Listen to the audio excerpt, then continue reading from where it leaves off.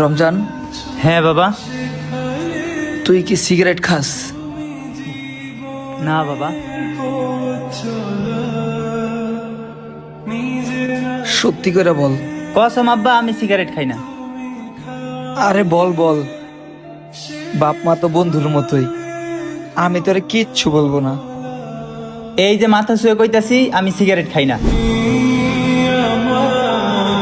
বুঝছো মিম, আমাদের ছেলে আমাদের বন্ধু মনে করে না।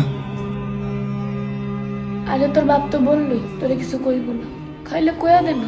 বাবা এত করে আমার লগে বন্ধুত্ব করতে চাইতেছে, যা সত্যিটা বললেই দিই, না বললে পরে আবার বাবা কষ্ট পাইবে। পাপা, আমি মাঝে মাঝে সিগারেট একটু একটু খাই।